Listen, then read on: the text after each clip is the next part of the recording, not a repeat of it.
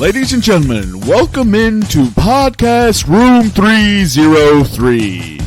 Introducing one co-host with more nuggets than Chick-fil-A, Nick Morahan. Executive producer until we find someone better, Eric Washington. Nobody really knows what he does around here, Nevada Putnam. And now, the single greatest thing to happen to hosting in history, Jermaine Antonio Colon Mendez. On with the show. Woo! Ladies and gentlemen, welcome into Podcast Room 303, episode 245. I'm your host, Jermaine Colon Mendez. This is my co-host, Nicholas Morahan. And as always, we have with us Nevada Putnam. Little twist on today. Eric may or may not be joining us. He's en route, so maybe we get a first ever mid-show pop in from anybody. So that'd be pretty tight. Today's episode, we'll get into pop culture pick'em as always. Top 5 villains to attack a city with. We'll review head-to-head. Shocker, it's bad. We'll get into the WTF headline. We'll do the blind 5, and then we will get into the 2024 MLB Futures series, AL and NL East. Without further ado, how are you doing this evening, Nick? I'm good. I am getting, by the day and by the box score update, more and more excited for Colorado Rockies baseball. And don't tell me you're not, Nevada. We're winning. We're chugging through spring training right now. We are chugging and using every ounce of winning ability we have right now. It's like golf shots on the range, right? 100%. We're getting all the good ones out early. Let's see. We are one game behind the LA Dodgers right now in spring training. We are 12-6. Get fucked. Get fucked. I am here to shit on your parade. Did you just quote spring training standings to me? We are 12-6. Check the scoreboard. Oh my God. It is dark. Ladies and gentlemen, it is dark times for Colorado Rockies fans when they're counting spring training records. Do you guys get a trophy if you jump the Dodgers? Yeah. Yeah, banner. If we beat the Dodgers, then we win. The Rockies are currently on a 4-game winning streak, by the way. Get out of here. What is happening? What is happening? I don't know what's happening in Colorado. Dude, it's gonna be gosh darn May 1st, and I'm gonna be texting about baseball, and Nevada and Nick are gonna be checked out again this season.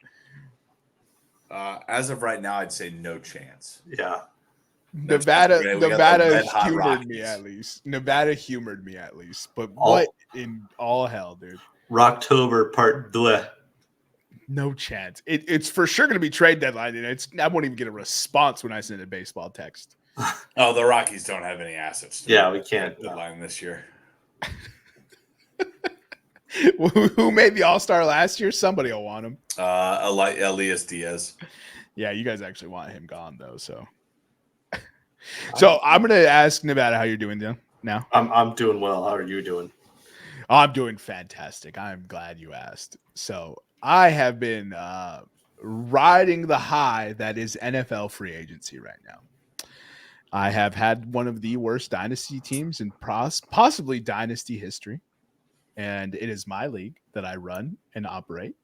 And I have had an off season to remember. I had the picks. I had the cap room. So I have added quarterbacks Kirk Cousins and Matthew Stafford. I've added running back Alvin Kamara. I've added wide receiver Puka Nacua. And I've added wide receiver Justin Jefferson in one single offseason. Because someone was so desperate to get into the first round. He didn't take 2 first-round picks for Justin Jefferson. The same someone who we're waiting to submit his bet of the week, which for those listeners at home has still not listened to the podcast he said he supports. Dylan ceased to exist. Dylan ceased to exist. So, And here's the thing, ladies and gentlemen. You'd be like, well, Jermaine, that doesn't really sound like that great of an offseason. You may be right. I moved quite a bit of substantial assets, but I still have pick 101. Huge. So when NFL draft season is finally done and our draft kicks off, I will leverage the 101 to draft Marvin Harrison Jr. to complete the infinity gauntlet of off seasons. Now, Nick, would you like to tell the folks what you thought when I had all this draft capital? Nothing.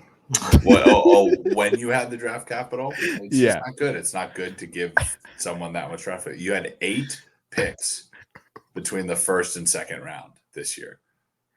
You know what? I heard that Marvin Harrison Jr. doesn't even feel like playing football. He said he's not gonna give it his all. I don't even think you should draft him. Well, shucks. Marvin Harrison Jr. could not feel like playing football on my dynasty team. He said he's given up. He said he's going to retire after 3 years, like Andrew Luck style. So I don't know if I would draft a guy like that. But it's up to you. So for those of you taking stock at home, ladies and gentlemen, Nick is not happy. He told it's Nevada and I go ahead. For the people at home, there's no movement in my emotions right now. I knew this was going to happen. The fact that it's happening doesn't surprise me. It just validates me. Your mid-June Rockies fandom emotional just checked out. I don't know. No, I'm mid-September Rockies fandom about these trades. I knew this was going to happen.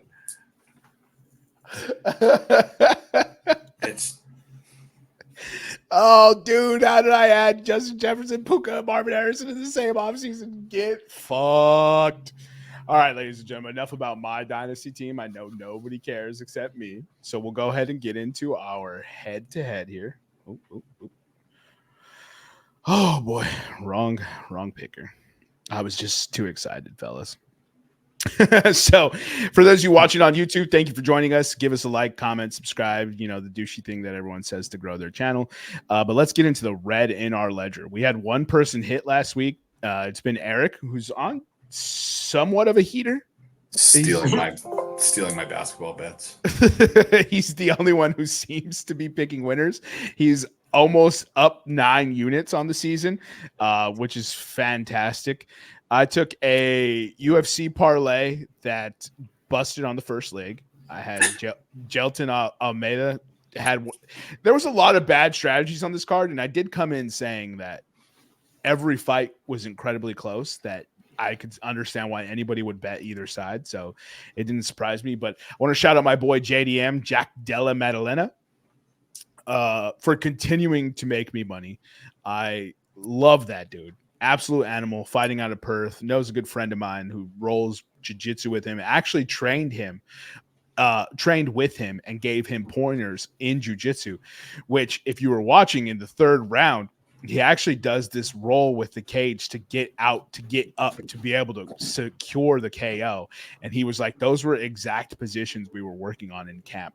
So it's really crazy to see them work on that and then transition into the ring. I even told him, I was like, look, dude, he used to come in and swing with everything to KO, every punch. And now he realizes he's so good at boxing that it just boom, boom, boom, boom. And he's just tagging them up with minimal effort. And there's still so much power that the head's rocking.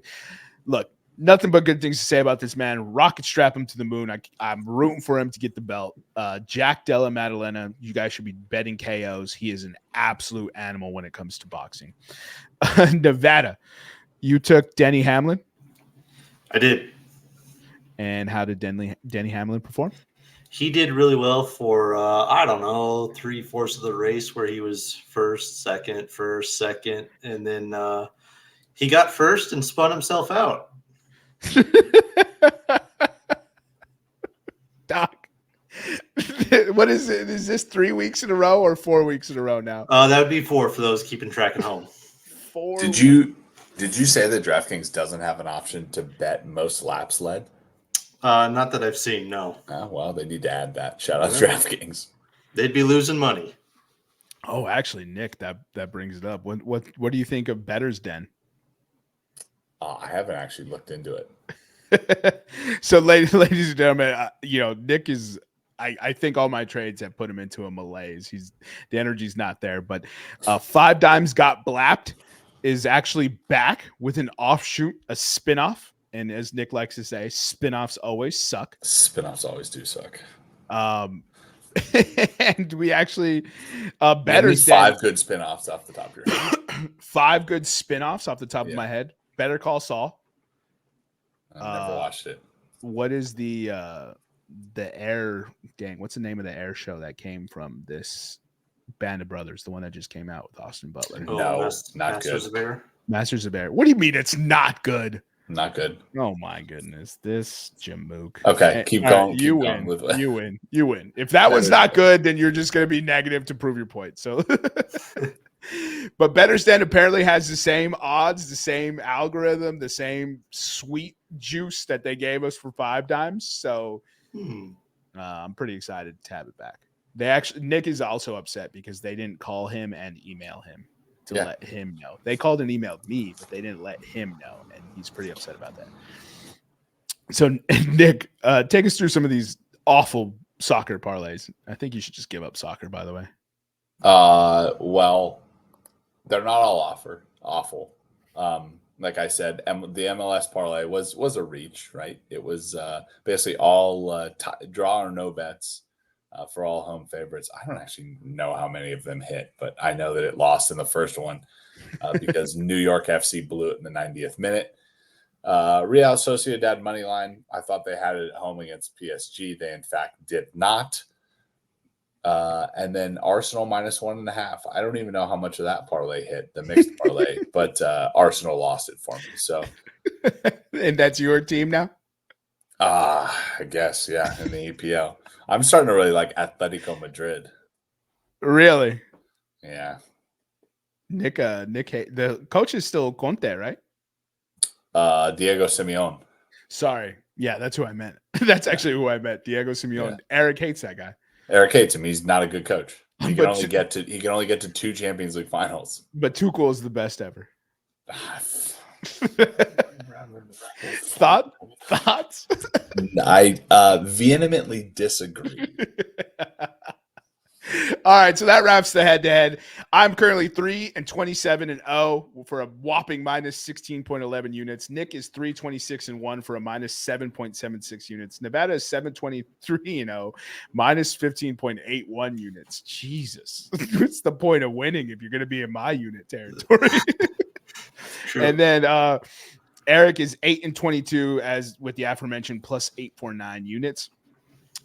Keep it locked on socials for all things future misses. And let's go ahead and get into what's next.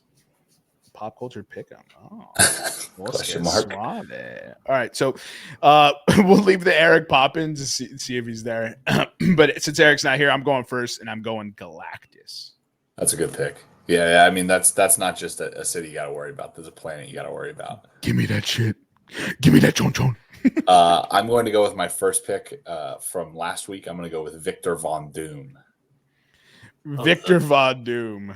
The superhero? The superhero? The superhero, yes. You can't pick a superhero for Supervillains? Oh, oops. Nevada, let's get your back-to-back here. First, I'm going to go with Ultron. Ultron. In a society, in an age that's ruled on the reliance of technology, he just comes in and destroys that. And then 2, I'm going to go with Mystique.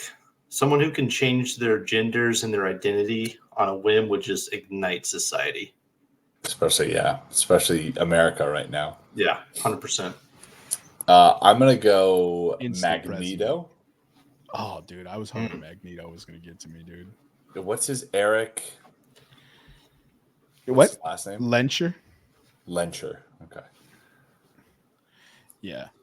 And also, I was waiting for you to give a second pick for some reason. Yeah. I'll be letting you take your next pick. Yeah. Let's go ahead and follow the formula we've used for 245 episodes. I'm actually going to take the Maker for my second pick. For those of you who don't know who the Maker is, in the Ultimate Earth of Marvel, It's not 616.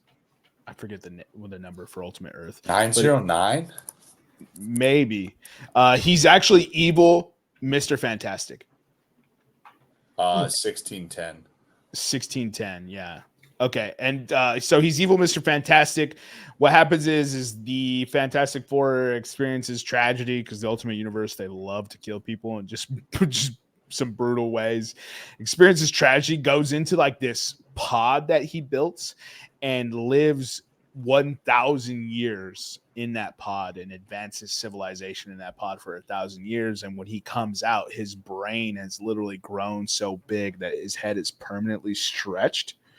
Oh. And he wears like a sick metal helmet, and he's just a devious dude. So he actually ends up severing the Asgardian ties from the World Tree. So Thor loses his power. He takes down the Avengers, killing. Man, I think he killed Iron Man. I have to double check. It's been a while since I read it. And then he also messed up all the X-Men in that universe. And then they actually, that planet destroyed itself. And he was able to survive and make it to Earth 616. And his story went on. And so he's a devious motherfucker. And then, man, I'm going to go with the Riddler, dude. That's kind of boring. It's kind of boring. The Riddler, I do love me the Riddler, but that is a kind of boring pick. I'm going with the Juggernaut. They said Juggernaut. Yeah. I'm going to go chalk here. I think in the third round, I'm going to go with the Joker. I was going to take that, but it did feel chalk, so. The Joker. All right. With my next pick, I'm going to continue along the lines of society being soft, and I'm going to go with Parallax. Jeez, you're in a real rich form, dude. Yeah. Parallax.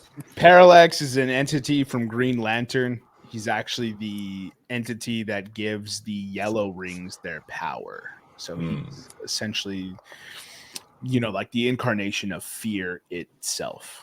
Also a dope Marvel storyline, Fear Itself. All right, Nevada, what's your next pick? I will go with Lex Luthor. That's a good pick. Lex Luthor, back-to-back DC choices. That's actually 3 DC choices in a row. I'll throw a fourth DC choice on here. I'm going to go Darkseid. Darkseid, fantastic choice. But only when he figures out the virus. What's the virus? The anti-life equation? Yeah, the anti-life equation. All right. That's a fantastic run. Yeah. Anytime Darkseid's involved, it's usually sick. I'm going Brainiac here. Yeah. I spelled that completely wrong. I spelled it Braniac like it's a cereal. Brainiac, sometimes maybe good, sometimes maybe shit. Sometimes maybe good, sometimes maybe shit. Let's see. And then, you know what? I'm going Homelander. Oh, that's a good one. Okay. I'll finish it up with Carnage. Fantastic choice. Love me some Carnage, dude. Have you heard of Null? Null is the god of symbiotes, right? Yeah. Did I tell you that? I think you probably just like I started you on the journey of CD Lamb to where you are right now. You probably started me on the journey to Null. But like King Black is going around like killing a bunch of symbiotes, right? Yeah, so he's actually the god of symbiotes, and the planet Clintar, which is the planet. I can never seem to find the Clintaurus. Yeah. The elusive creature known as the Clintaurus. He actually is imprisoned at the center of the planet. So the planet itself is made of symbiotes that trapped him at the middle. So Thor actually fought him when he was young and fought a dragon that he was controlling because he was using the symbiote because he was actually in control of all symbiotes. And he was fighting a dragon that was covered in a symbiote, which was being controlled by Null. And when he struck him with thunder and his hammer, it severed Null's ties from all the symbiotes. So they revolted on him and imprisoned him at the center of their planet. So he was actually the core of their planet. And then he finally gets out, obviously, because he needs to get out to have a story. Right. He shows up. He's rocking the Necro sword, which is the same sword that Gore the God Butcher uses, and he's cut off a Celestial's head with it. I mean, he's a bad dude. It ends up with Venom leveling up, whooping his ass, and himself becoming the god of symbiotes. Spoilers. Oh yeah. Spoilers. All right, Nevada, what's your last choice here? Last choice, I'll go with Kingpin. Kingpin, huh? A good pick. All right, Kingpin it is. Okay, so to round out the list that we have today, I went first. I took Galactus, the Maker, the Juggernaut, Brainiac, Homelander. Nick took Victor Von Doom, Magneto, the Joker, Darkseid, and Carnage. Nevada took Ultron, Mystique, Parallax, Lex Luthor, and Kingpin. All right, any honorable mentions, fellas? Any villain. Yeah, there's so many good choices out there. Villains are so much better than superheroes. You know what was that? Villains are so much better than superheroes. Oh, for sure. Because you can redeem if you have entirely like when superheroes go bad, you're like, oh, what a dork. But when like supervillains do good, sometimes you're like, huh. And there's also like the Thanos and the Ultron thing where you're like, ugh. He's kind of spitting some fire points right now. Yeah. Like I always say, Thanos is right, dude. Or sorry, Thanos was right. Was right. All right. Was right. R.I.P. the homie. No, dude, it's what you root for the heroes, right? Any good hero gets you to root for them. You want them to beat the villain, but the villains are always the coolest. Yeah. Like Darth Vader's a bad dude. You know what I mean? Darth Vader didn't make the list. Darth Vader did not make the list because I wouldn't attack a city with Darth Vader. That's true. You could drop a starship on it. Who's the Star Killer? Yeah, that's Star Killer. Yeah. I would attack a galaxy far, far away with Darth Vader. It's a different point. Different pop culture pick 'em. Nevada, any honorable mentions? No, I was just gonna say off your point as far as the whole villain and hero dynamic. For me, movies, I love when the bad guy wins at the end. I get so sick and tired of, you have the hero, the story develops, the bad guy starts to get the upper hand, and then the superhero or whatever prevails in the end, and you're like, I don't know, that's just such a canned storyline. But when you sometimes they're not even comic book movies; they're more like No Country for Old Men. Yeah. Oh. That's a good one where the bad guy basically wins at the end. The Inside Job. Yeah. Oh man, what's the one with that kid toucher, Kevin Spacey? 7. Is he in 7? Yeah, he was the serial killer. Oh wow, that's not even. Oh, I meant what's in the box? What's in the box? I meant. So, Nevada, if you like that, if you like villains winning in the end, you must love the United States government. A big supporter. Big supporter. Not a big supporter of the Dodgers. Yeah. Oh God. The usual. Well, but they don't win in the end. Well, the usual suspects. Oh yeah, Kaiser Soze. Yeah. Kaiser Sammy Sosa. I'm not often surprised in films, but I will say that when he fixes his, first of all, spoilers. It's 1995. Yeah, it's not spoilers. Just gotta say it before someone comments on the video and jumps down our throat. They'll do it anyway, so who cares? When he fixes his limp and walks away, I was just like, oh fuck. Yeah. I was like, that was fucking brilliant. And it's a shame that he's an awful, heinous kid toucher because I can't watch that movie anymore. But that movie is brilliant. I wonder if we could CGI someone that we like into his spot. Ryan Reynolds. James Caviezel. Or James Gandolfini. I mean, yeah, we only pick from dead people. Let's start a petition. Philip Seymour Hoffman. Harvey Weinstein. Oh. Yikes.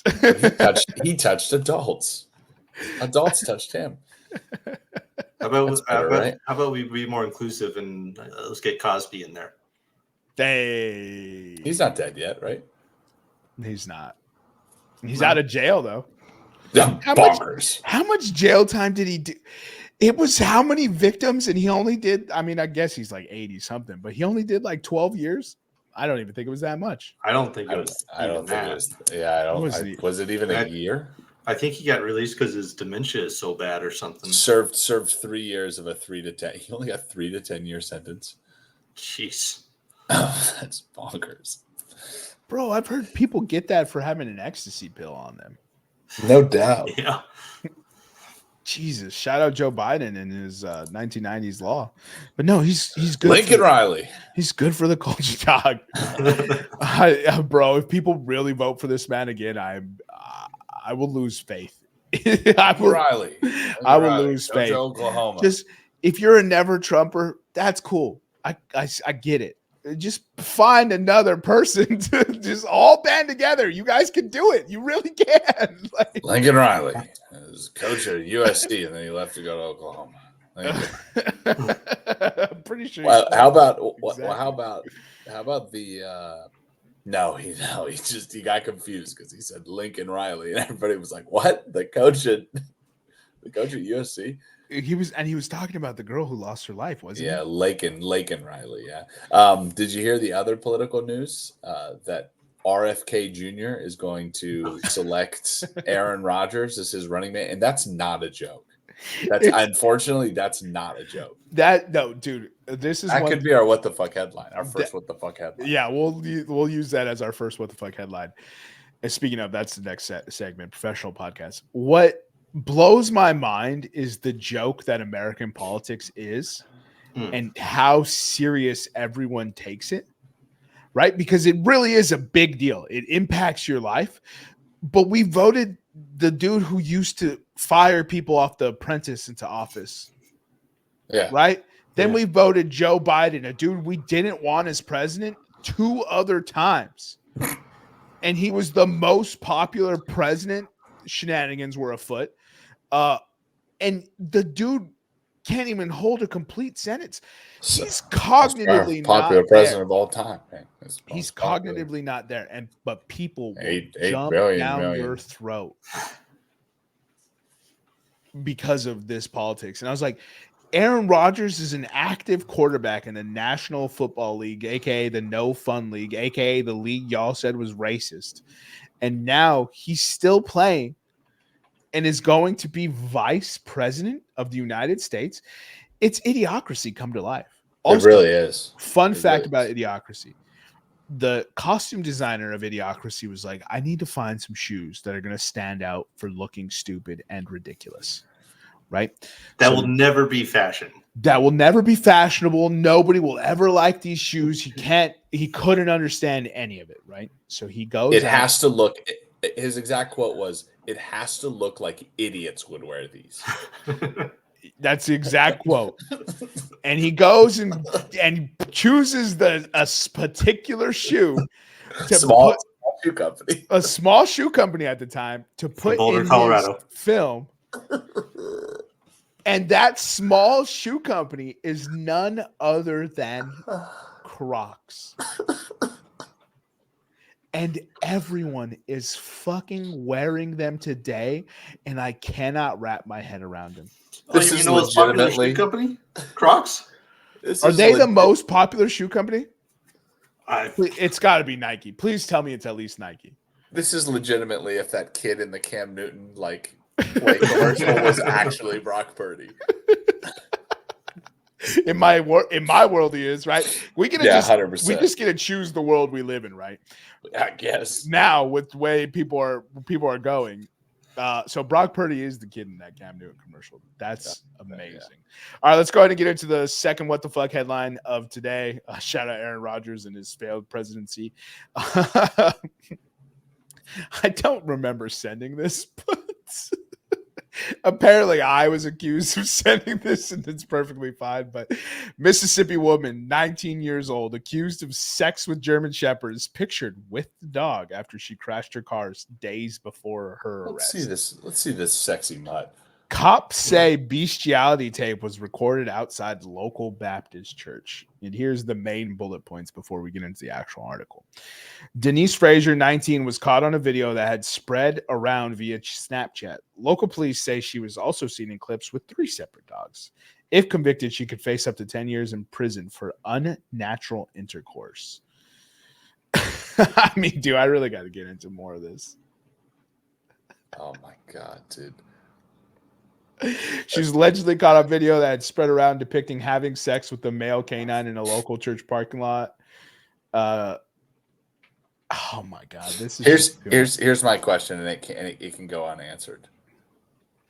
How do you coerce this to happen? That was kind of my thought. Like, how do you? Yeah. How do you get the dog to begin the act of making love? Let's call it.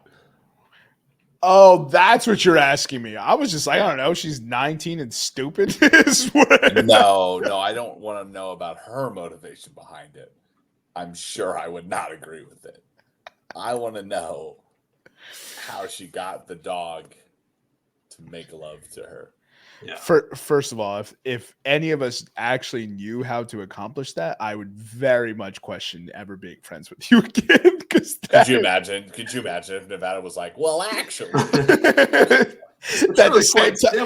at the same time, his dog pops up on the desk with its paws up. Well, actually, it's quite easy. All you need is a jar of peanut butter, a Kong toy, and Roscoe's all muscle. I don't want to mess with that. There's a dog. God. There's a dog. Do you think she was giving him a blowy in the car, and that's why she crashed? Oh, I mean, excellent work. Excellent work by the Daily Mail UK. I would expect nothing less, but they managed to dredge up a Snapchat filter with the dog, or a Snapchat picture with the dog filter on it, and slap it in the article. Never change Daily Mail. Oh, there is she again. God, she looks weird. She looks like she fucks dogs. Yeah. What did I do? Join us on YouTube for more. This is crazy. To the person in 20 years 20 years or whatever, to the person that has to have this woman as her mom, I'm sorry. Oh, bro, because you know she's gonna procreate. Bro, I hope the internet is destroyed by the time her kids get to it. Look, if you're gonna make me have a license to drive a boat and a car and own a gun and fish, can we start licensing the right to procreate? It is mind-blowing how upside down and backwards it is of the people who do get pregnant and have kids and those who don't. It's almost like intelligence and self-awareness leads to less kids, which is the opposite of what you want, because you want them to have more kids. And then you have fucking Big Bertha Titty McGee out here just fucking like rabbits and just popping them out. Dude, the ones that have the kids and don't even know they were pregnant, it's just like, how fucked up was your daily life to not feel kicks or morning sickness? Like, you were just walking around that sick all the time where you didn't notice you were pregnant. Yeah. No comment. No comment. I shouldn't have been. My license probably would have been rejected to have a kid. So I'm. That's true. I'm glad in this democracy we live in. Here we are talking about dog fucking. That's democracy. Tell you what, though, she's one sick puppy. Oh no! Yeah, got it. Oh, man, that's the tagline for the tweet. It's going out right now. You think they did it doggy style? Oh, stop it, everybody! She's one sick puppy. Now, shift entered Nick : Oh Jesus! I can't even. You think she did it doggy style? Oh. Ooh. Oh my goodness. Hashtag it happened. Wish it didn't. Hashtag wish it didn't. This is Yep. just amazing content. Live tweeting. Live tweeting from the show. Oh my goodness. That is just too much. That's too much. Although I'm always here for good puns. So well done, fellas. Let's wrap this up and get into Block 5. Please, Nevada. Yes, got you. All right, changing gears.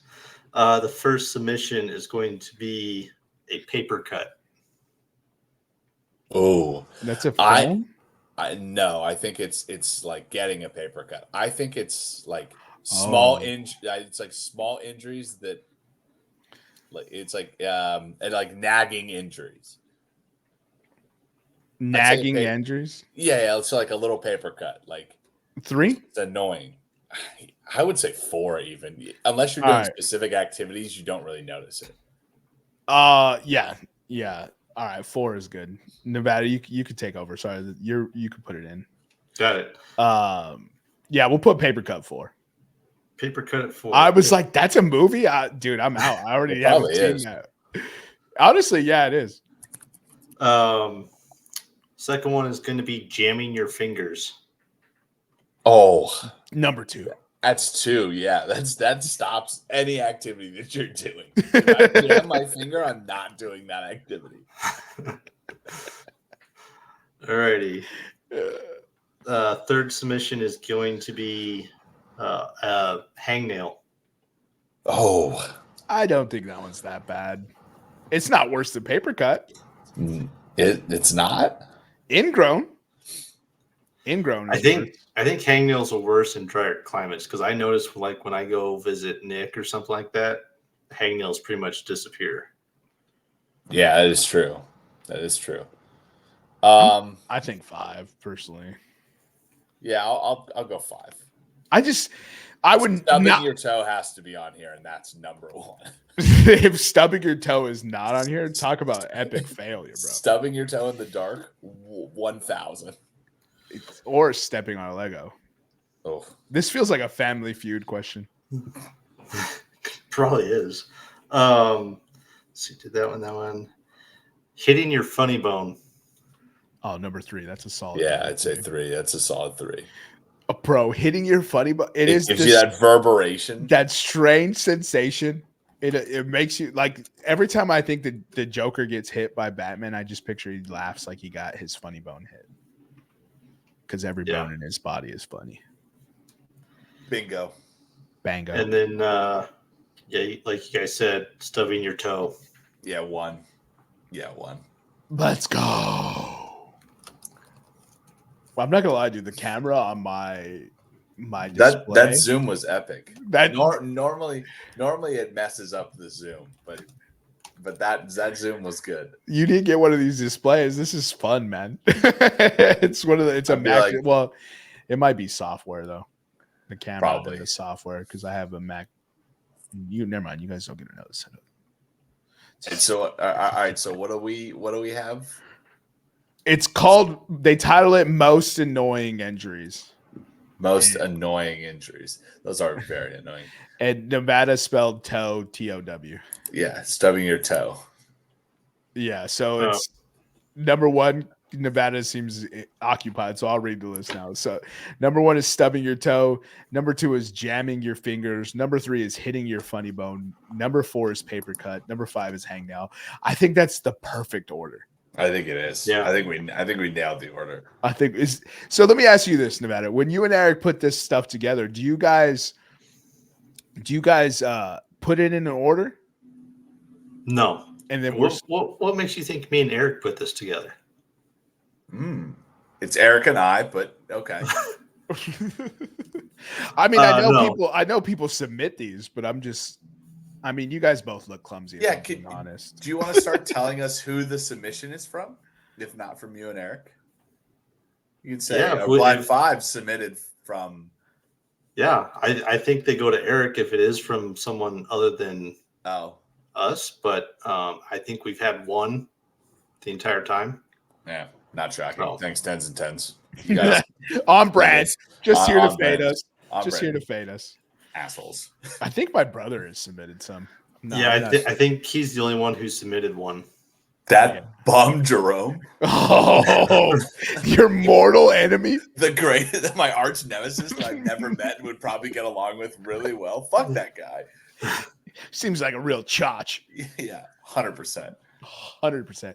You guys say that so much. 100%. Where did you, bro? When I was in DC with you guys, I literally at one point I was like, "Hey man, can you guys stop saying 100%?" 0%.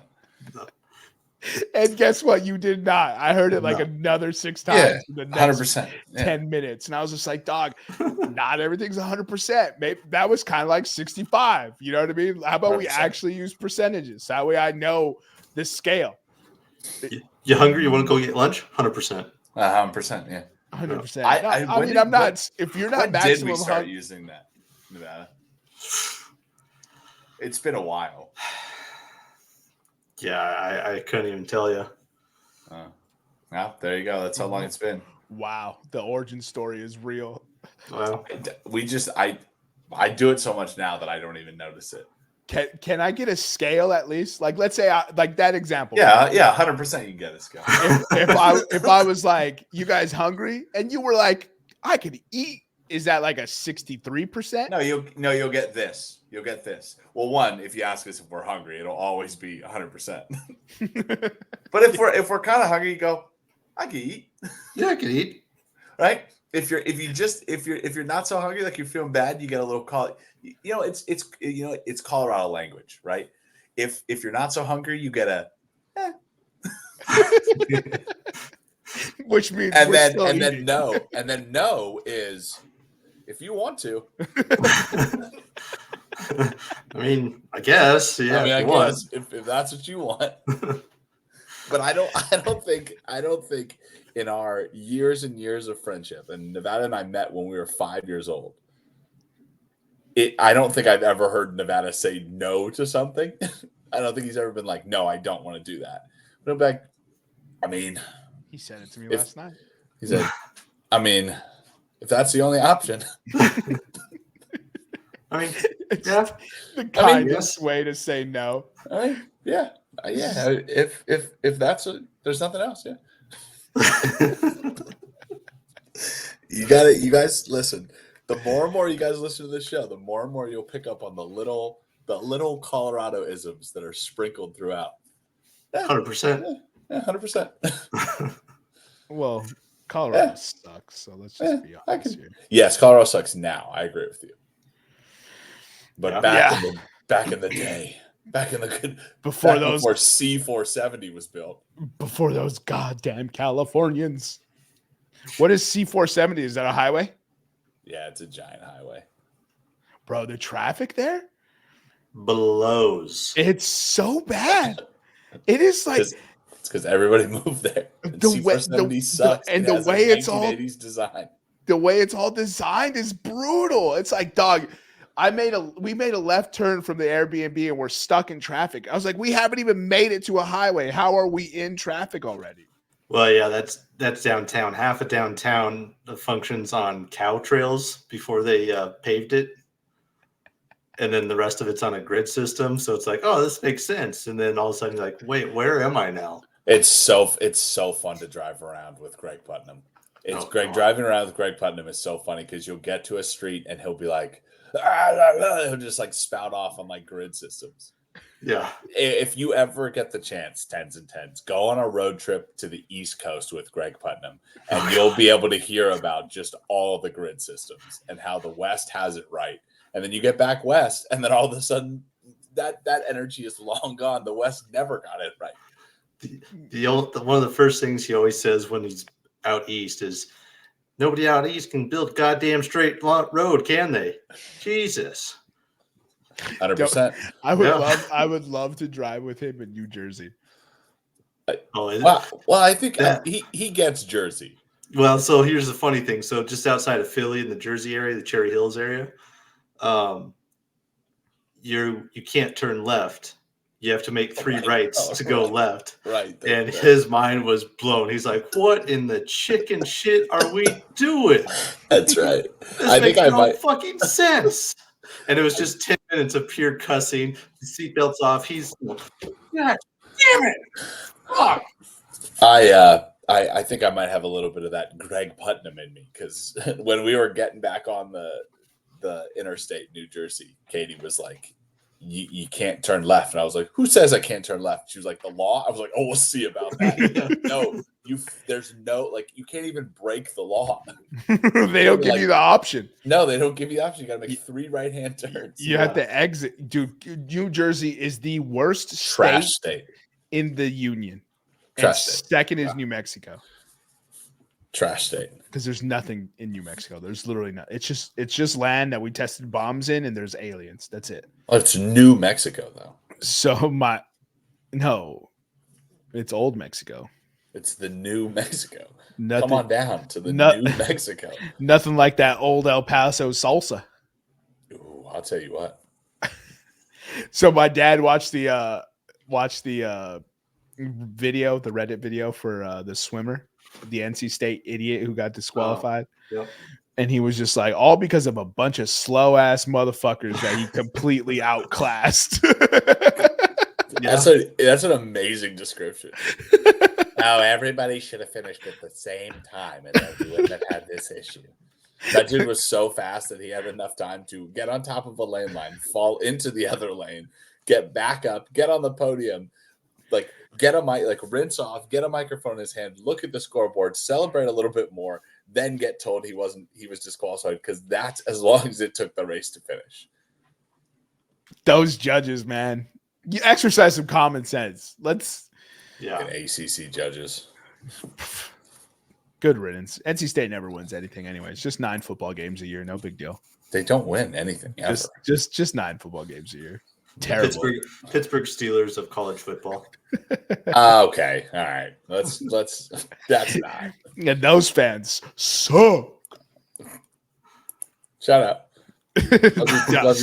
Love you, babe. It wasn't me. I didn't say it. Love you, babe. I love the Steelers. All right, we'll get into the ALS here. ALS West. ALS. Don't forget to do your ice bath challenge. Tune in next week for the AL West. Oh boy. All right, this is a real doozy. AL East, Nick, take it away. So AL East standings last year, we did AL Central and NL Central last year. AL East last year, if I can pull up the season here on Google, the Baltimore Orioles won 101 games last year. They finished in first. 2 games behind them, the Tampa Bay Rays, they won 99. Toronto was in the wild card. They won 89 games. They were 12 games back of the division. Now, the Yankees missed the playoffs. They went 82-80, and the Boston Red Sox were the only team to finish below 500, finishing 4 games below 500, 78-84, 23 games back.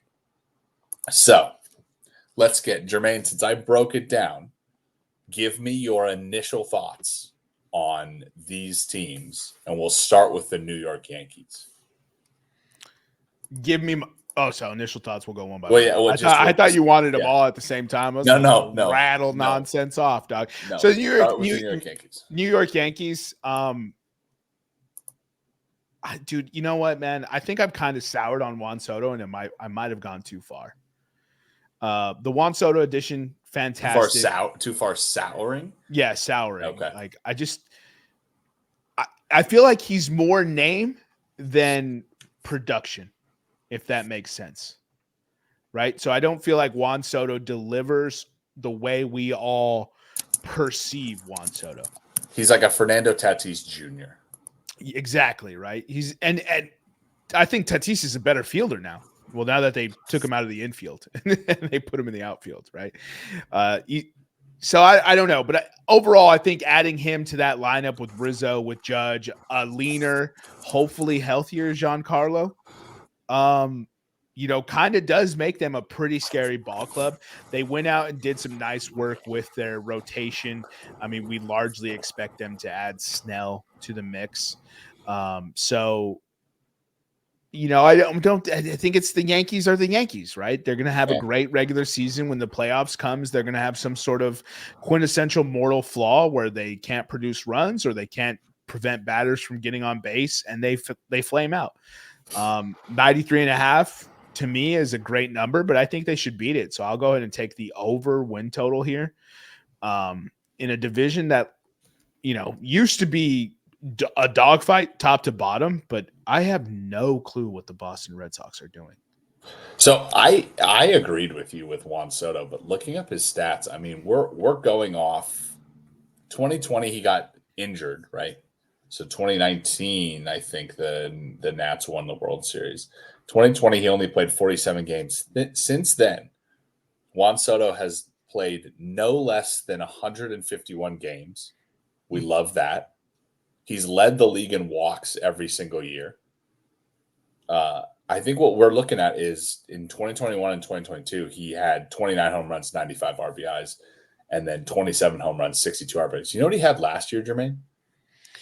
Last year, Juan Soto played every single game. He had 35 homers, probably. 35 home runs, 109 RBIs, hit 275. I don't know. Maybe I just don't like the kid. I think that might be what it is. I don't know. Right? So guaranteed to get over 300 million? I would say so. Yeah.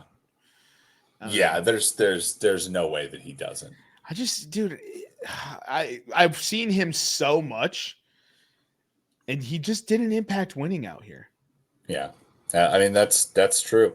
I mean, the Padres were a perennial disappointment, and they were the face of their franchise was Juan Soto.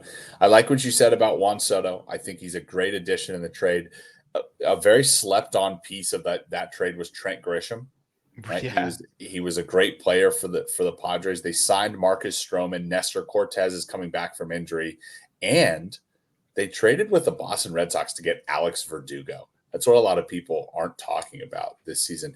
Now, Garrett Cole, the news just got announced today. Garrett Cole is going to miss the first 2 months of the season. I believe it's with elbow soreness, an elbow injury. I think that's going to hurt them because the Yankees just can't seem to keep aces healthy. Like Jermaine said, Blake Snell or Jordan Montgomery will be going to New York. I think especially even more with now. The Garrett Cole news. Exactly. Yes. New York last year, I think their 82 wins was pretty much on par. They were a little bit lucky in winning, but I think they've done a lot this offseason. I think they've actually been one of the best teams by my stretch in the offseason, adding almost 7 wins. I'm still going to go under, though. That 93.5, that's in this division, that's too high for me. 93.5. Sorry, I didn't mean to cut you off. I know you're good. 93.5. I'm also, I do have them making the playoffs, though. Oh, yeah, me too. I have them making the playoffs, Nevada. Sorry. And we'll kind of get into that. I just 93.5 is too high for me. I can see where that number's coming from, right? The Yankees aren't going to play as bad as they played last year. They're not going to have the injuries they had last year. Vegas is not counting on Baltimore to have the success they have, and they assume that Toronto and Tampa Bay are falling off and that Boston won't come back. Nevada, break Nevada, over to you for your thoughts on the New York Yankees. I would have been on the same track with you guys, but the Garrett Cole news to me was pretty big. You could argue he was maybe not probably the best pitcher in the league, or at least the most consistent top ace in the league. So him going out with the elbow issue, which always is never a good sign. Off to Nick's point about him being out for 2 months, he's going to LA to see a world-renowned orthopedic elbow guy. Hold on, sorry about you went so well. World-renowned orthopedic elbow guy. Yeah. Oh, he's some sort of elbow guy. He went to college for 7 years to be an elbow guy. He's some sort of elbow guy. But to me, that really scares me.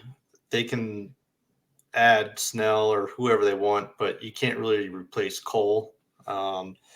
So for that reason, I'm going to go under 93 for their win total. It's not going to be much, but I will go under for them. I'll still have them making the playoffs, but a big part of it is going to be, I mean, you could say this about every single team for every single sport, but the health. They're big guys, DJ LeMahieu, Stanton, Rizzo, Judge as well. Yeah. Though that's your entire core of offense, and they've got to stay healthy. Their bullpen is strong. Bringing in Marcus Stroman, sorry, Jermaine. He was never staying with the Cubs. He was Right. playing on the Cubs for a contract. Yeah. He got it. We didn't want him. The Cubs. He kept saying, "I want to stay," and the Cubs were like, "Nah, we straight." Yeah. So bringing in Stroman will help, but I think they would have. For me, they would have been over that 93. But losing Cole, I mean, I'm concerned for his elbow and stuff. Even if he comes back, he's going to be 2 months behind schedule. So. Yeah, I know you guys still value this division, and I mean, sure, Toronto and Tampa Bay could get hot, but I think with the change in schedule where you don't play this division as much, there has been you got to say there's at least a tick down in Tampa Bay and Toronto. Like you can't say this every year. They're not the same team they were last year, right? I think 93.5 is easily accomplishable for this Yankees team. I don't think they break the 100 mark. Agreed. And here's the other thing. They're going to add somebody at the deadline. They always freaking do. And they'll add someone good, and we'll all be upset. And then they'll do the Yankees thing, and they'll quietly win 90-something games. Yeah, I mean, it's entirely possible for the Yankees. All right, Nevada, Baltimore Orioles, over under set 90.5. What are your thoughts on Baltimore for this next year? Straight to the point, I have them over 90.5. Ooh. I will have them making the playoffs. Ooh. And I'm going, let's see. I'm not sure about division yet. I got to think about that for a couple more minutes. But as far as the team goes, I like the Orioles. They're chock full of young talent, and that's not even including Jackson Holliday, who's the number one prospect in all of baseball. He could very well end up being by far and away the best player on the team, which includes Adley Rutschman, the great catcher, Gunnar Henderson. They could use a little bit of veteran presence to help out their young bats, just someone that the young guys can lean on to grow and learn how to be a true pro. They do need someone in the starting pitching stable to show up and be the true ace. Again, that could include a veteran or two, kind of like what they need on the batting side. But their bullpen is very good. Again, closer, might be saying this wrong, Yenier Kano. Kano.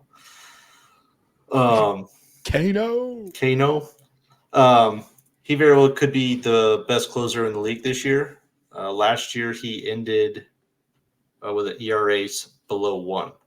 So, is that good? Holy shit! Did he really? It's not bad. So I'm high on the Orioles. Obviously, they're going to have a little bit of a regression, but I think the team is too talented for them to drop below 90. Yeah, I think it's a great point. Did you mention the Corbin Burns trade? I did not. So they acquired Corbin Burns from a Milwaukee team that's selling and somehow going to still make the playoffs. But an amazing trade for a Baltimore Orioles team that last year was really missing an ace, right? It was kind of a starting pitching staff by commission, and I don't mean that poorly. It's just they didn't really have like a bona fide ace. They got it now in Corbin Burns, right? You mentioned Kano, right? I believe he pitched in the World Baseball Classic, if I'm remembering that correctly, and pitched really well. They also added a guy that you guys might know to their bullpen, Craig Kimbrell, right? He's a pretty good relief pitcher. He's a guy that's going to shore up the back end of that bullpen. They didn't really lose a lot of people in free agency. I am super excited for this team. I think you're exactly right, Nevada. I don't think they can repeat their success. They were very, very lucky last year. They were actually the second luckiest team in the MLB. They had 7 wins over where they should have been. But you put them at 90, that still puts them at 94 wins. That's still a great team. And with that being said, I'll go over on Baltimore. I'll go yes, Baltimore to make the playoffs.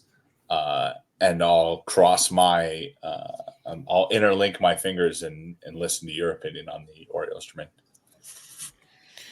We're in lockstep here. I'm going yes to make the playoffs. I actually really like this Baltimore Orioles team, and this is my dark horse to sign Blake Snell. So I think the Orioles, with a young roster, the way it's structured right now, I know they did acquire Corbin Burns, and the Baltimore Orioles aren't necessarily a team that spends big money, but Boras is quickly pricing himself out of even having his guy in a uniform opening day. And I don't know if that's something that Blake Snell wants in his own life, but I wouldn't be surprised if we wake up soon and Baltimore Orioles have added somebody to that rotation, because I think that's the only thing that they really need. I'm projecting leaps for a lot of their pitchers. Who's the infielder? Oh, the infield prospect, Jackson, right? Jackson Holiday is an infielder, right? Jackson Holiday. That's what I was talking about. I mean, if they call him up at any point during the season, first of all, that's going to be so exciting. I don't think there's a single baseball fan who doesn't want him to be in the pros. But this is a really fun team to watch. I think the Orioles versus Yankees, yes, you're hearing that correctly, ladies and gentlemen, is going to be an awesome division race to watch this year. I am going to take the over on the Baltimore Orioles, and I actually think what am I doing? They're going to win this division, and they're going to beat the Yankees win total. So I'm taking over for them, and I'm taking division winner Baltimore, and I will get the odds for that. As I said, I do think the Yankees win over 93.5. It's just kind of what I expect from the Yankees on a yearly basis. And if they miss 93.5, it'll be 92.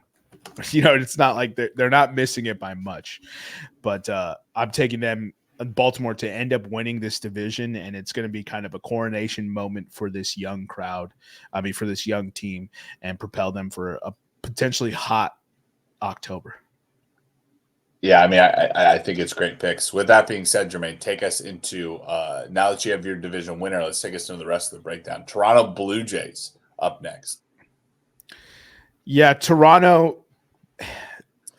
It's almost like they're the Chicago White Sox, right? Not necessarily in they're the worst team in baseball, which shout out that Dylan Cease trade. It makes my prediction look even better, but Toronto they're kind of in a weird limbo right now, right? So their starting pitching took a hit last year with is it Manaea that they had to send to the minors, who just Manoah. Yep, Alex Manoah. Manoah, who absolutely forgot how to throw a baseball, which made them very unlucky last year. We haven't seen the leap from Vladdy like we want, right? It's almost like he lost in those home run derbies. He just hasn't taken that, expected leap that we would love to see from Vladdy. Bo Bichette, same kind of concept. And so overall, I feel like it's a talented ball club, but my expectations aren't there. And maybe that's what they need. Maybe they need to play without expectations, and then that's how they prove this wrong. But I'm going to take the under 86.5. I think they're a middle of the pack baseball team this year. Could I see them getting 87? Absolutely. That's why I think it's a fantastic line, but I'm going to take the under. I don't see them getting to that. And I'm also kind of forecasting that they might be sellers at the deadline. Would it move the needle if I told you they acquired Joey Votto on a minor league contract? No, but I saw the photo he tweeted of him as a little baby in the Toronto Blue Jays bib, and yeah. I thought that was fire. So. Yeah, that's pretty awesome. Two big transactions for the Blue Jays this offseason. Re-signing Kevin Kiermaier, right? That's awesome. That's a guy that's going to give you, near 6 war in fielding, right? He's still one of the best defensive center fielders in the game. And signing Justin Turner, right? A guy that can play third base. He can play DH. Right now, your options at third base are Isaiah Kiner Falefa, Santiago Espinel, and Calvin Biggio. Like not exactly a who's who of good third basemen. That being said, I kind of agree with you, Jermaine. The Toronto Blue Jays were right at the luck level last year. I mean, no wins above or below lucky or unlucky. I don't think they got better in free agency, and I have them right around the same that they were last year, but dropping a little bit. I think this comes down to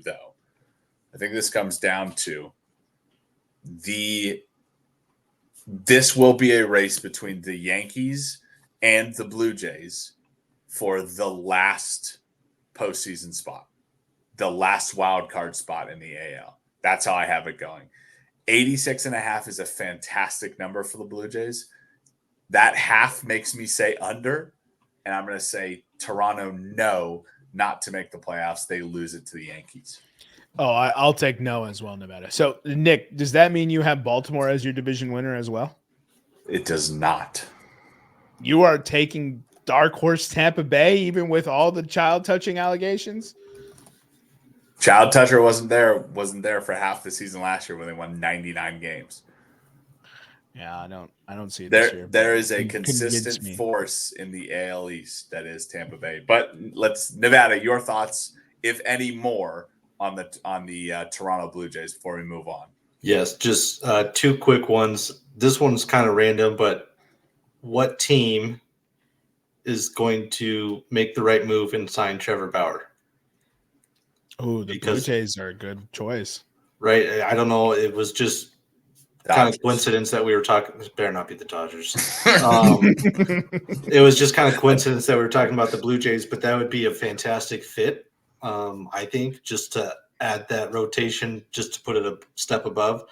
My biggest note that I have on here that you guys have already touched on, I consider the Blue Jays like the Mets of the AL East. Like they have the talent and stuff like that. They try to act like they spin big, and then they just kind of fall flat. I don't know. That's just the feel I get from them. The biggest takeaway I had from them last year was that their bullpen has to figure their shit out because they blew 35 leads last year, just the bullpen. 35. Not saves, but leads. So they got to figure that out. I'm also going under and no for the playoffs. Can I sway you with this fact? Are you ready?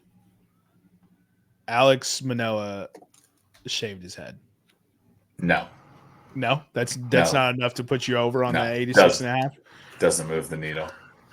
It's so disappointing. This Toronto team, like 2 years ago, was so exciting, and now it's just like any, good will that they had earned from baseball fans, from their fans specifically, right? Because Toronto really. I mean, I guess they always flirt with being a pretty decent ball club, especially with, Joey Bats being there. But, man, disappointing. All right, let's go ahead and get into the next ball club here. We have Tampa Bay at 84.5. Well, we're going to start with Nick since he's taking them to win the division. I think you teased it, right? That I'm taking them to win the division. I believe it's plus – where is it? It's plus 125 the last time I looked for the Rays to win the division. The Rays last year, 99 wins. They were unlucky by one win. That is 100. I think their offseason has gone really well. Yeah, they lost Trevor Glass now to those goddamn Dodgers. But adding Ryan Pepowit and Phil Maton. Plus 125. Sorry, bro. It's plus 600 to win the division. Yeah. Oh, maybe that's make the playoffs that I'm looking at. I'll get you that answer. Oh, Keep going. that was make the playoffs. I'm looking at. Yeah, I got plus 650 here when I took it. So plus 615. In a trade with Seattle, they got Jose Carvalho. I like this Rays team. I like this Rays team a lot. I feel like every year we manage to convince ourselves that the Rays are not this good. Shane Baez is day to day with an elbow. Taj Bradley is day to day with a pectoral. Drew Rasmussen is out for the year.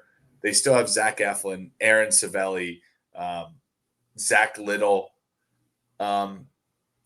I like this Rays team a lot. I have them projected to win 97 games and win the division. They just seem to do this to us every year. So I'm going to take them over, take them to win the division plus 600 and make the playoffs, yes, at a much more reasonable plus 160 or a plus 130, excuse me. Yeah. All right, Nevada, thoughts? Did we lose? There we go. Mute button. Yeah, I agree with everything that Nick said. For me, there's not a guy on the Rays that pops off from an offensive standpoint. Everybody's just solid up and through the lineup. A couple notes that I have from last year. This front office always seems to make the best moves with what they have. The Rays always seem to be like that historically kind of cheap, shucks kind of team, but they always seem to make the right moves to complement the roster that they have. And that bleeds down into the manager, Kevin Cash. He has his finger on the pulse of that team and knows what buttons to push and how to push them. Incorrect. Don't pull Snell, you dummy. Sorry, go ahead. And then, again, last thing, I always look at this for teams going into the year. What does their bullpen look like? How has it changed? Their bullpen, again, this year is top tier. They have a lot of interchangeable parts in the bullpen, so they don't have guys stuck in certain roles. So for this year, I have them over 84.5, and then yes for the playoffs. So you have over and yes. I do have them winning the over total. I expect them to finish, second or third in this division. And I should have probably looked at the other divisions to make sure I knew who I was going with playoffs. But I think Tampa Bay makes it. Tampa Bay, every year, I feel like they don't have enough to just win the division to get over that hump. Catcher is a concern for me. Designated hitter is a concern for me. And, despite playing half a season where they were already warmed up, they were already gelling as a team, and it was easier to come together, I do think that loss is going to be a big deal for them. So, also, Kevin Cash sucks. I hate that guy. See my previous comment, and I can always count on him to not win the division. He will do something to ensure that they don't win the division. So 84.5 is a wild line, though. This may be, if you're listening and you're looking for the best future bet from this series, this is probably the best future bet. 84.5. That means they're barely anticipating them to win half their games. They're dropping 15 games from last year. Who'd they lose to drop 15 games? They lost like one guy, really, and they lost him in the middle of the season last year, as Nick said. Like, that is too much of an overreaction. And for them to be 9 games, what is that, 9 games behind the Yankees? They are not that much worse than the Yankees.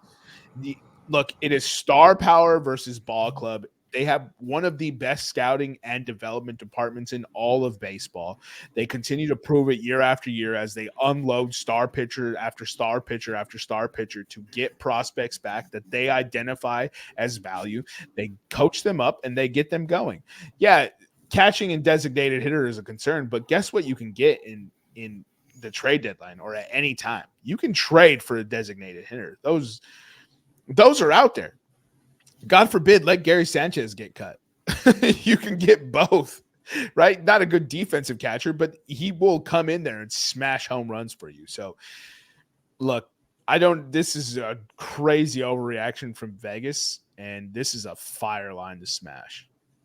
Also, I think plus 600 is fire. Go ahead, Nick. Plus 600 is a great pick. And I was just going to move on to the Boston Red Sox to talk about, you talk about an overreaction from Vegas.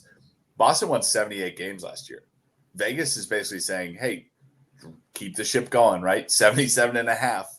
Boston's changing, right? And I think it's a great line by Vegas, right?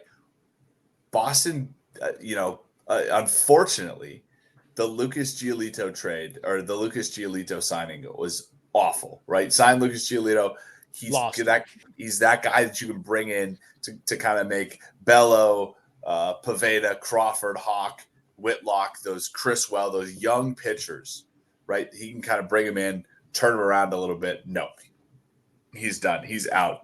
We're saying right now it's a UCL injury. He's seeking surgery. He's probably going to have to get Tommy John, right? They bring in Tyler O'Neill. Tyler O'Neill's great. Alex Verdugo, they traded away to the Yankees for prospects.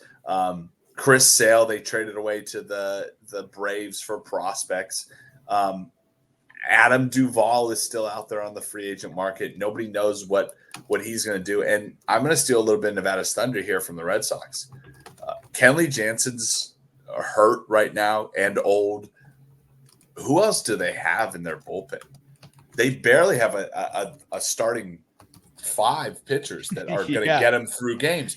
And you can't even rely on the bullpen, right? I think 77.5 is actually too high for this team. I'm going to go under 77.5, and Nevada just correctly predicted it if you're watching on YouTube. I don't have them to make the playoffs. Yeah, that's a smash. All right, go ahead, Nevada. I will keep this short and sweet. There's nothing about this roster that excites me. Not even Devers. It is a meh team. No.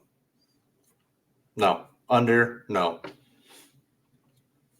What's Devers' contract? Oh, Jesus. Nevada gave us one word and said, I'm done talking about the Red Sox.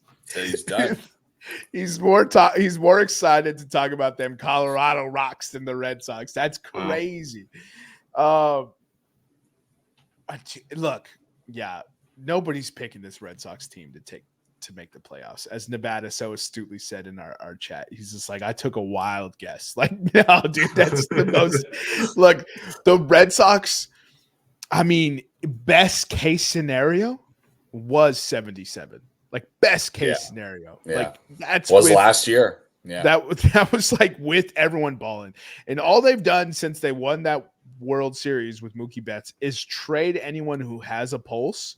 And it seems like they don't develop anybody.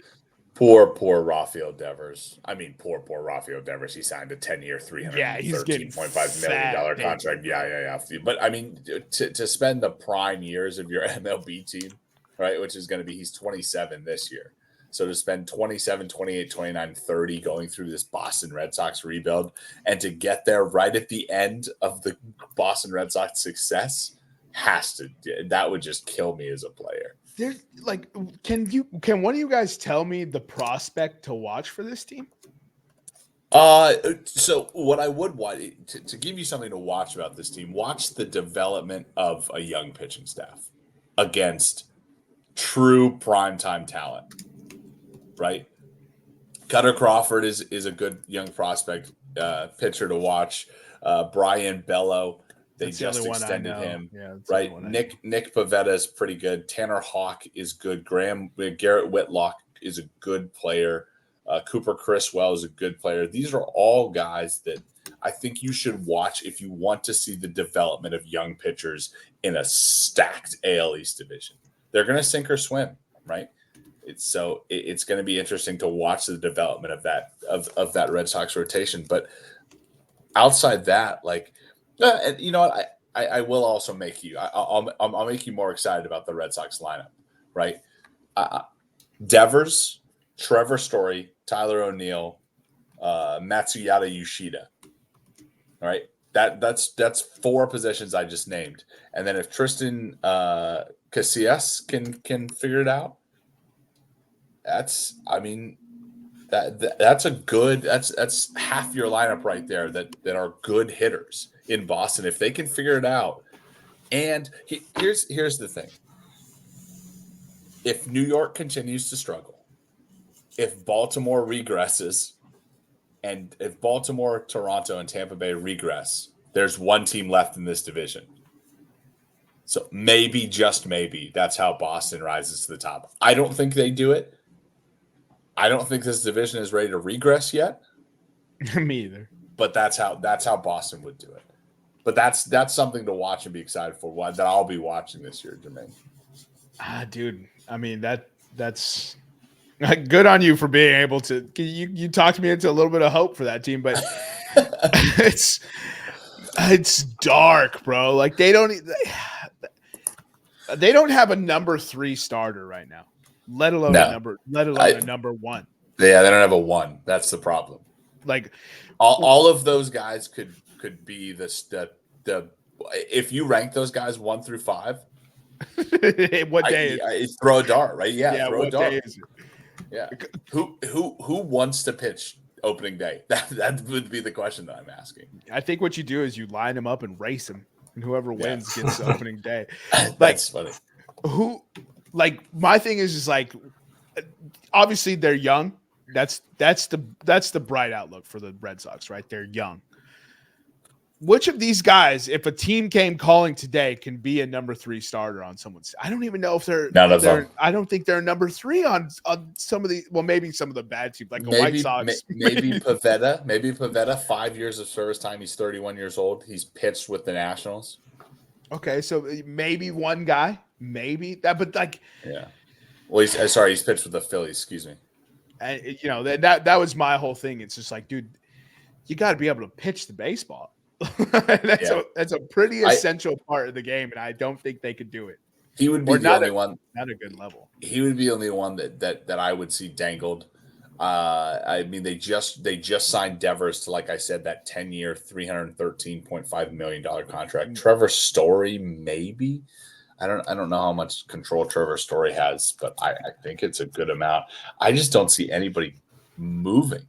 I was talking about purely pitchers. I think their lineup is set. I don't think they're trying to move. Pavetta, maybe I would say, because at 31 years old, he's pitched in the Phillies before. Maybe that's it. And if Kenley Jansen maybe turns it around, maybe somebody calling for him. I don't think he will. The Boston Red Sox are the only team that took him in free agency last year.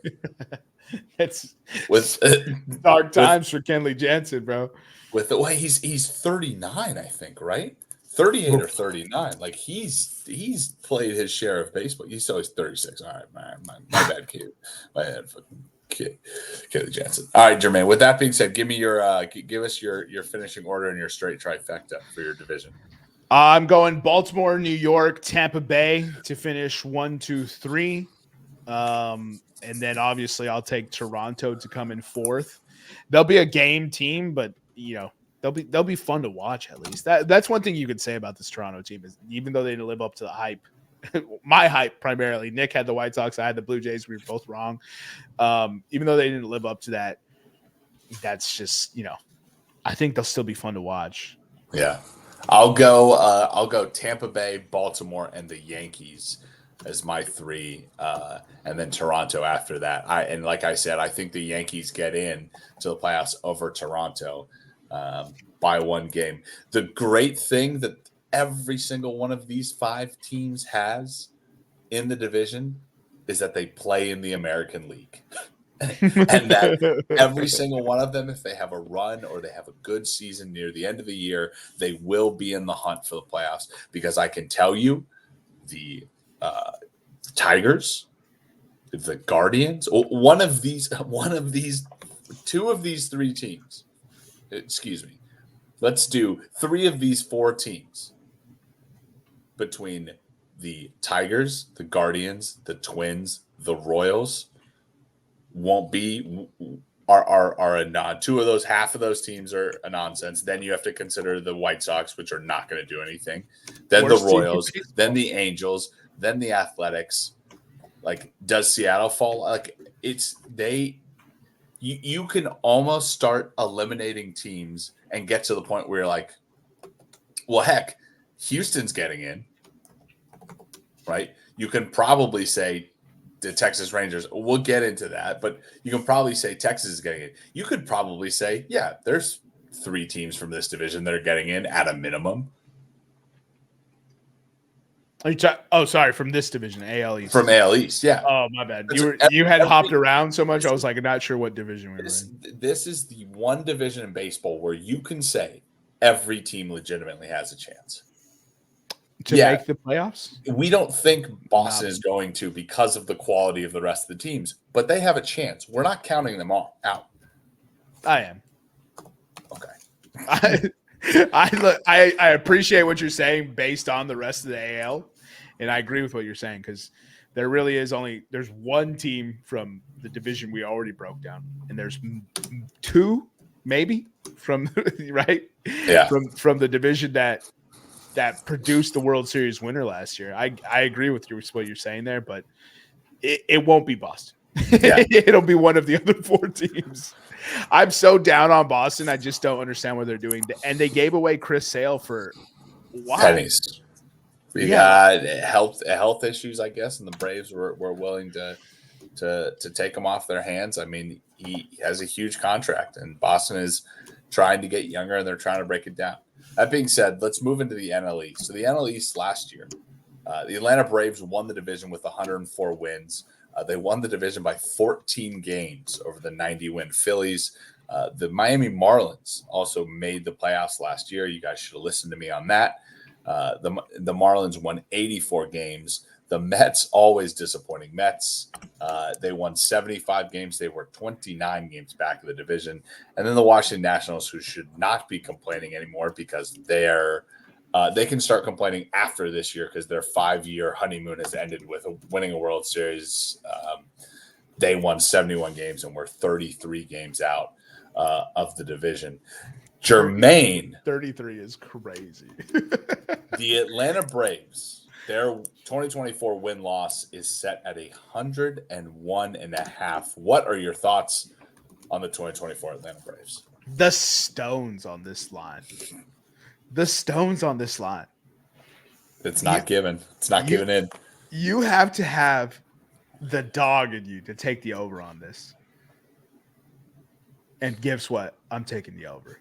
Oh, yeah. I'm taking the over. This Atlanta team is the complete opposite of the Boston Red Sox. Top to bottom, lights out. The moves they made this season, in this offseason in free agency, I know they're not going to be talked about like the fleecing of $2 million Shohei Ohtani from the Dodgers. I would not want to face this Atlanta team. And this is the best Philadelphia Phillies team we've seen.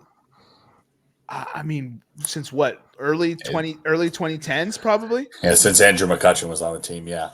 And they don't have a snowball's chance in hell at winning this division. There's to say that Atlanta is going to crush that line. They will probably win this division by 10 games. I would say double that. Double that. And here's what's so crazy, right? The Washington Nationals won 71 games last year. Yes, that is 11 games below 500. That is not good. They won 71 games last year and were 33 back from the division lead. Like 71 is also not nothing to sniff at. Like sniff at. That's kind of disgusting. Dude, Atlanta is so good. And the only way, Atlanta, if they face any injury adversity, then maybe they don't hit this 101.5 line. But even then, I feel like their bullpen, not bullpen, their system has players they can plug in to not necessarily produce what that player's doing, but to get the ball in play, get on base. I just don't see a flaw with this team. If they don't win another World Series, I'm going to be shocked. Not this year, but just in general. Go ahead. You talked about the Chris Sale trade. Chris Sale is probably looking at being their 4th or 5th starter, right? Max Fried is coming back from injury. Spencer Strider is as good as he ever was. Charlie Morton's still on this team. Bryce Elder is a great young pitcher. Ronaldo Lopez can sub in either in the bullpen or not here. Rasul Iglesias is their closing pitcher. AJ Minter also can sub in that role. Tyler Matzik is coming back from injury. I mean, I could go on and on and on. They got Jared Klinchik from Seattle's early free agency sell-off that Seattle managed to recover from somehow. I mean, I legitimately think this Atlanta Braves team, which was lucky last year with 104 wins, that still puts them at 101 wins. Then to make the offseason moves that they were, if they don't have the offseason that they do, I also think the San Francisco Giants had an amazing offseason. But that not being said, if the NL West didn't have the offseason that they did, I would almost say the Braves had the best offseason for a team that won the division by 20 games, like Jermaine said. And I think they're going to win it by 26. They might even win it by 30 this year, right? I'm smashing the over 101, which is something I've never said before. Of course they're making the playoffs, and they're going to finish first. Nevada, do you have any points to disagree with that? No. No, I don't. Quick and simple. Do you have anything to add to that? I guess the only thing to add, Nick kind of touched on it, was Chris Sale. Maybe he can spark a little bit life back into his career where he was the dominant force. But like he said, he's going to be the number 4 or 5 guy. So that's so pretty silly. Good spot to be in. It's so ridiculous to resurrect his dominance. Yeah, it's ridiculous. Jermaine, I think you touched on it. Moving into the Phillies, like there is no gap in this Phillies lineup, and then to re-sign Aaron Nola was a big win. And I don't even think he's going to be their best pitcher, right? Zach Wheeler, Tyjon Walker, Ranger Sanchez, Christopher Sanchez, and Spencer Turnbull coming out of the bullpen is amazing for a bullpen that is also great with Jose Alvarado as their closing pitcher, Jeff Hoffman, Gregory Soto, Matt Strahm in that bullpen, and then the lineup. We don't even need to talk about the lineup. They're stacked. They're stacked at every position, right? They didn't need to do anything in the offseason, and they really didn't, right? And you're going to see a pretty much even line from this Phillies team. And I don't think they have to, right? We are seeing the contracts that the Atlanta Braves have wrapped their players up in. We're about to see an early 90s to a mid 90s, like that run the Braves had in the 90s. We're about to see that again. Everybody in the AL East or in the NL East can just hope to hang on right now.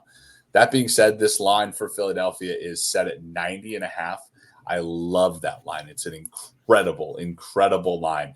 Again, the half point, give me the under. So give me the under. Give me Philly to make the playoffs because, of course, I think Philly is non-wild card. They're probably the second wild card team, and my choice will surprise you next week. But Philly to make the playoffs, and then they're going to finish second for me in the division.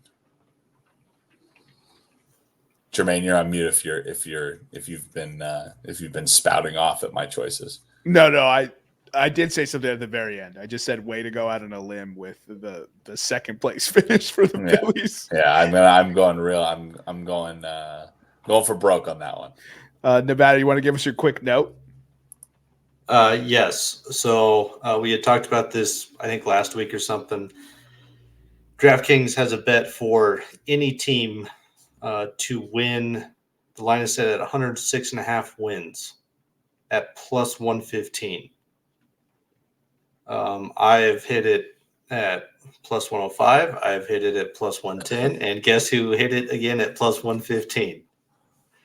Yeah, I mean, I think you got really good choices. You got two teams that could absolutely obliterate that number.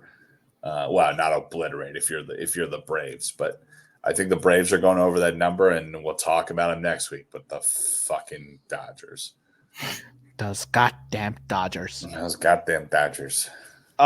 Look, we don't have to beat a dead horse. I already said how good this Philadelphia team is. I have them to make the playoffs. Now this line, as Nick said, is just I don't know what to do with it.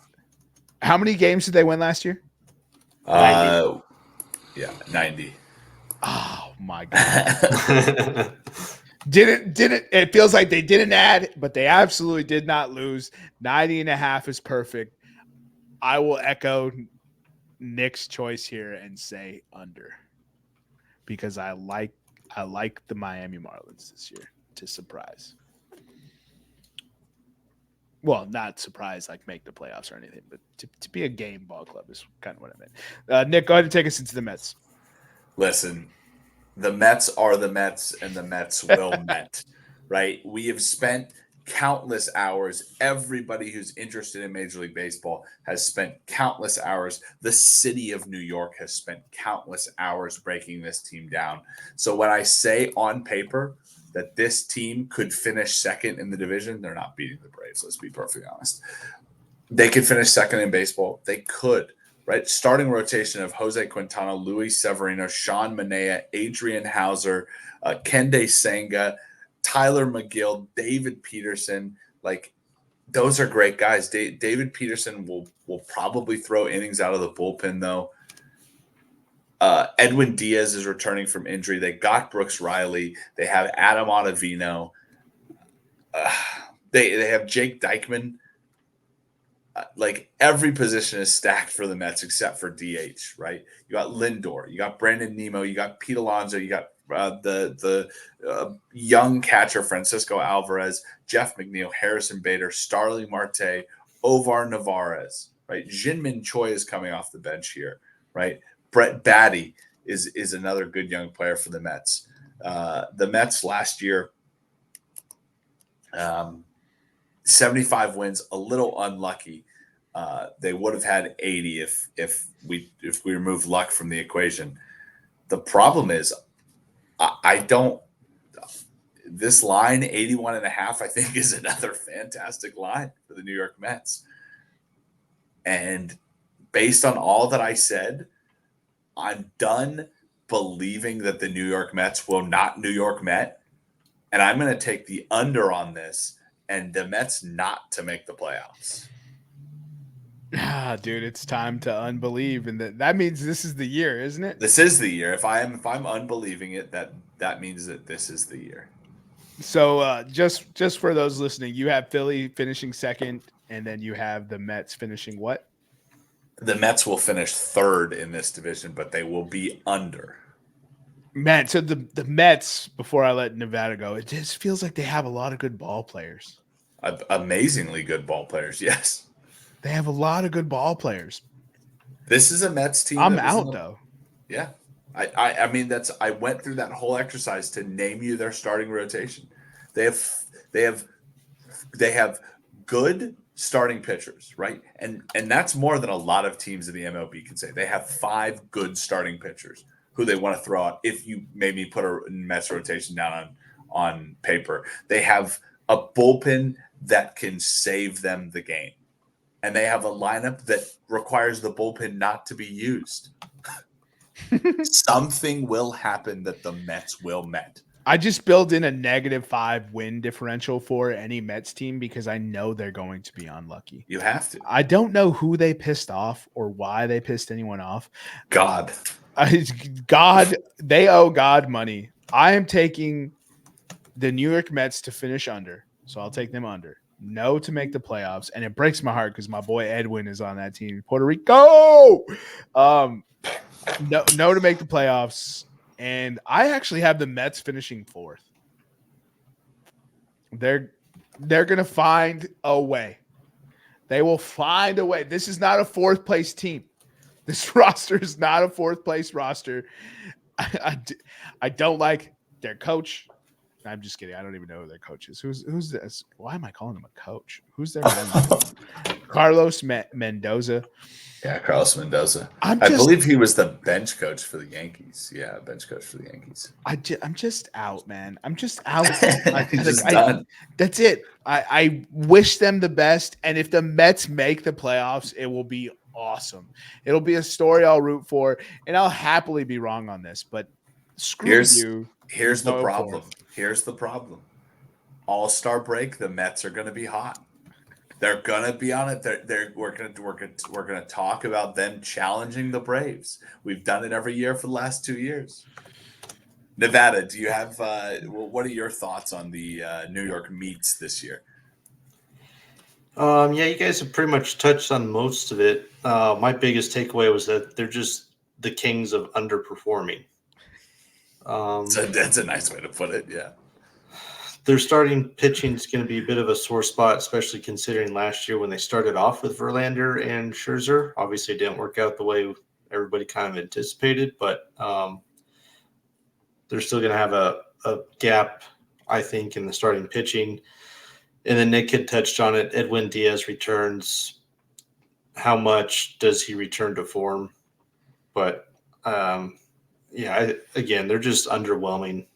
Kings of underperforming. So I have no for playoffs and under on the win total. Yeah, they're the kings of something at least. Yeah, they're the kings of disappointing New York fans. Speaking of the Kings last year of overperforming, Miami Marlins last year winning, making the playoffs and winning 84 games. Extremely, extremely lucky. They were the luckiest team in Major League Baseball. They had 9 wins, over 9 lucky wins, which would have put them from 84 to 75. Didn't really have a great offseason. Not a lot of moves. They got Nick Gordon in a trade with the Royals. Jermaine or Nevada, can you excite me about this Marlins lineup?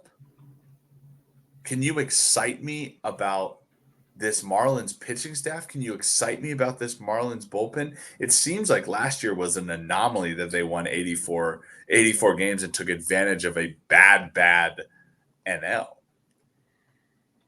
The only thing I can provide to you to make you somewhat excited or hopeful is that they made the playoffs with, where'd my stat go? A record worst minus 57 run differential. That's what I'm saying.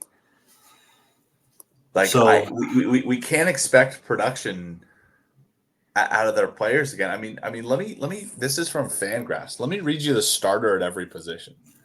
Catcher's Christian Betancourt, first baseman Josh Bell, second baseman Luis Arraez. Right? Is that how you say it, Jermaine? Because Eric yeah, that's fine if you're American for sure. Tim Anderson to play shortstop. Let's see if they can friggin' milk whatever's left out of Timmy. I think that right there is what gets. I love Tim Anderson. Don't get me wrong, but he is not the player he was 3 years ago.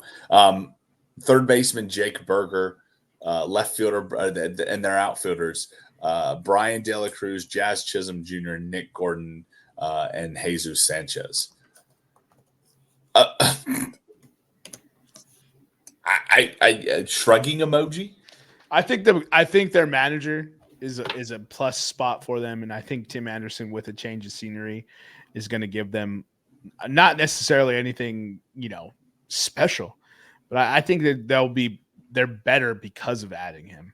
Yeah, probably. I like Miami just because I feel like they overachieved, and now they have the confidence to be like, okay, well we belong here, and. Look, the NL is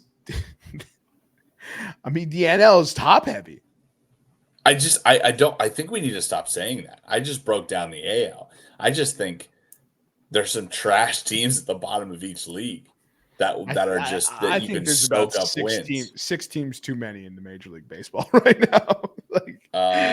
I would agree with you, but most of them come from the AL Central. Yeah, I mean, we could eliminate that division and break everything up. Sure, I'm not saying it has to be one from each division. Yeah. With that being said, I will hammer the Marlins under, and they are not making the playoffs for me. Jermaine, I have the under as well. not to make the playoffs, but I have them finishing third. Oh, finishing third, very nice. This is pretty much chalk for me. They're gonna the Miami Marlins are gonna finish. They're gonna finish fourth. Nevada, your thoughts? Yeah, I think you guys pretty much covered it already. I have under as well, and no to make the playoffs. Love it. Now to the Washington Nationals, my division winners. No, I'm just kidding. Sell me that dream, mister. Okay, Washington Nationals last year, 71 wins. A little lucky. There were 4 wins above. Should have been 67. You want to talk about a team in the offseason? I don't want to talk about it. No. Well, that's the problem, is that nobody's talked about it. I live in Washington, D.C. right now. I don't know a move the Nationals have made in the offseason. It's probably because they didn't. When did they get Patrick Corbin? Last year? No. Patrick Corbin has been a home run machine for the Nationals for a while. Let's see, Patrick Corbin. Patrick Corbin has been the opposing hitter's dream for a while. Patrick Corbin since 2019, # World Series champ. Gotta put some respect on his name. What? They gave that man a ring? Yeah, he went 14-7 in 2019. It's the since then he has not lost less than 15 games. Oh man, the way you started, he has not lost less than 15 games. He has led the league in losses 2021 through 2023. Dude, Patrick. You want a bet, literally bet the team's best home run hitter that is playing Patrick Corbin that day. You will be positive. See how much that shocked Jermaine, because he's ready to make. He was falling out of the chair with as much money as he made. I got loaded down by the money bags, dude. Listen, I want selfishly, because I just said where I live, I want selfishly the Nationals to be god awful, and I hope they don't disappoint. The problem is, I want to see Josiah Gray do better, right? Josiah Gray is a great pitcher. Last year, I think he took a step forward in his development. Patrick Corbin will eat innings for this team. Mackenzie Gore is a player, a really good player that came over in the Juan Soto, Josh Bell trade from the Padres. Right? I watch this team a lot. I want to at least watch competitive baseball. For the Nationals batter, CJ Abrams, right, is going to take. He's starting to be the face of this franchise. He's the face of this franchise now. Kerbert Ruiz, Lane Thomas, Luis Garcia Jr., Victor Robles. They got Joey Gallo so he can strike out 400 times this year, and nobody will care. Eddie Rosario is also on this team. That's a pretty big pickup that I don't think a lot of people are talking about for this Washington Nationals team.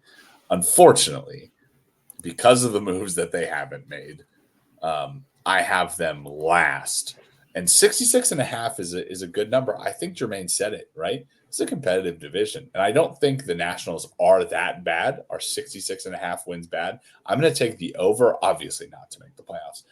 I think this team will be around that same number. Didn't make a lot of moves. Guys took another year forward in the progression. I think Mackenzie Gore, CJ Abrams are good. I think Josiah Gray continues to make incremental changes to his routine. And I will say this. This is the first time in a while I'm excited to go watch Washington Nationals games because I think they'll be a little competitive. And also I get to see the Braves, Phillies, Mets, and other teams that come into town.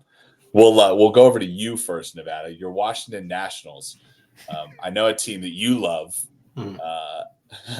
Washington Nationals. What thoughts do you have on the old National? I know you've been to many a game here.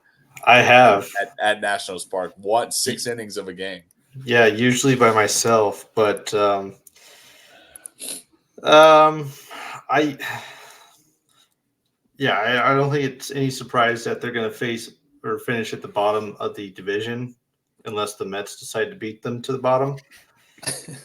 But I'm more hopeful for the Nats than I am the Red Sox, which feels weird saying.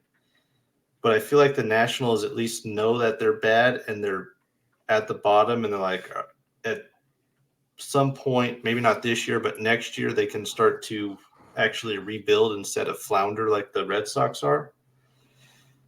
You mentioned it, Nick. you don't even know who they really signed in free agency. My note that I had on here was Joey Gallo. Joey Gallo. Joey Gallo was your big free agent signing. That's not good. That's not good at all. I will say their starting pitching is going to be I think in a good position to grow because they're not going to have any stress on them. You know, they're not going to be like Josiah and McKenzie. You need to carry our team to the playoffs because they know they're not going to the playoffs, so they can just continue to develop. So I think they'll have some surprise games here and there. But yeah, obviously no for the playoffs. And I will go just above the win total. Yeah. You know what the problem was that I saw with the Nationals in the first couple of years of Josiah Gray's development? I don't know if they changed pitching coaches or whatnot, but they just left him out there. So the Nationals were getting shellacked. And it was like 12 to it was like not 12. It was like 7-2. And they're like, you know what, Josiah, why don't you go out for the 6th inning? And he went out for the 6th inning, and now it's 10-2. And they'd be like, you know what? Finish out the 6th inning. Like, that destroys a pitcher's confidence. Last year, we didn't see him do that. Last year, they gave him a little bit of run support, and in the games that he was struggling, they took him out and let the bullpen finish the game, right? Because if a young pitcher doesn't think he has the stuff, and then he tries to do other things, and they continue to hit that, that's confidence crushing right there. Jermaine, your thoughts on the old Nationals? By the way, do you remember the Nationals? Oh, never forget. Was that 2016? I think it was 2006. Oh, that far? I think so. When they misprinted the jerseys? Yeah, when they misprinted the jerseys. I remember. I have no clue. Like, I have no frame of what year that was, though.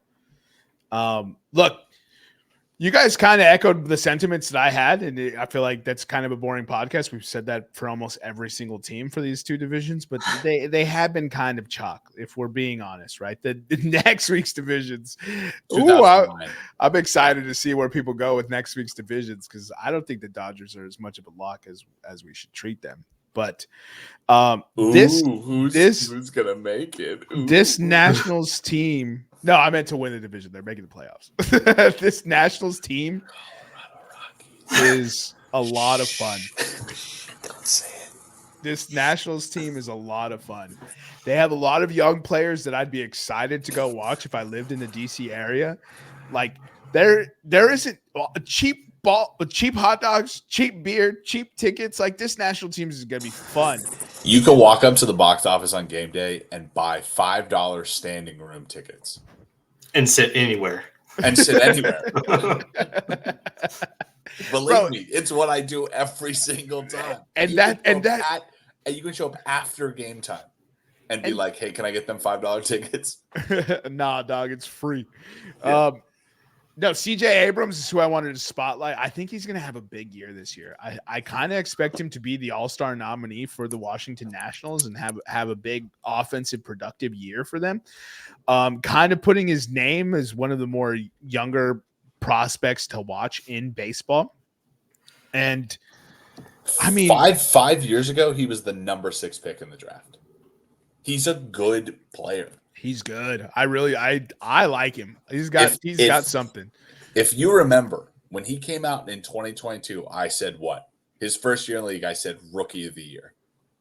He was my rookie of the year pick. I love this, and I think he went to the perfect situation where they're just going to surround him with talent and zero expectations. No expectations. Go ball out, young man. Go play the game that we paid you millions of dollars to play and you love. Go play baseball. Like that's all. Every single player on this team, all they have to do is go play baseball. Just go play baseball. It's going to be a fun team. 66.5. I mean, I know they have people that get paid big money to put these lines together and they put the algorithms together and stuff, but Jesus Christ, can you give me some wiggle room? could you give me some gosh darn wiggle room? I'll take 67 wins for this ball club. So look, it's chalk from us basically, right? So over for Atlanta and Washington, under for the other three, and then you have yes, no for making the playoffs. And then the division order we have a little different.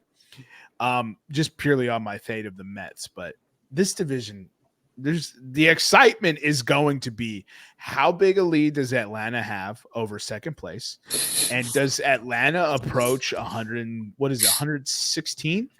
Correct. So, and that's going to be the excitement from this division. Other than that, it's who's going to make the wild card from this division. I disagree with you. You're talking about second half excitement. My first half excitement is how close will the New York Mets be to the Atlanta Braves? And it will be. I'm making this prediction now. It will be within 5 games. No. They will be within 5 games of the Atlanta Braves. So they're going to be buyers? Don't do it, Mets. Don't. No, they're not going to be buyers. They're not going to be buyers. Because then the second storyline in this is, as Atlanta does this stock chart, right? As Atlanta does that, the New York Mets will follow suit, but in the inverse direction. They have an inverse relationship. That's exactly correct. The Braves are good. Here's how baseball storylines work. The Dodgers do this. The Yankees do this. The Red Sox do this. And then they pick it up after the All-Star break. That's why Jermaine used to say real baseball doesn't start until after the All-Star break. So the Cubs became really, really, really fun to watch. Yeah. The Mets are going to crush it in the first half of the season. And the Braves are going to struggle. And we're going to go, oh, no, this isn't the super team we thought it was. And then the Braves are going to be like, okay, all right, that's all right. Everybody's healthy. Come on, let's play. I don't see a struggle. Okay. Not for Atlanta. I could see the Mets being within 5. That I believe. There isn't an ounce like I know how you guys say 100%. There's 100% no chance the Braves struggle this year. 100%. If that's what you think. I don't see it. They're playing with house money. No one is talking about Atlanta. They didn't have any splash in the offseason. Nobody's talking about them because they have this core locked up for how long? Nobody's talking about them. 4 years, I think, at most. 3 years at most. Nobody's talking about them this offseason.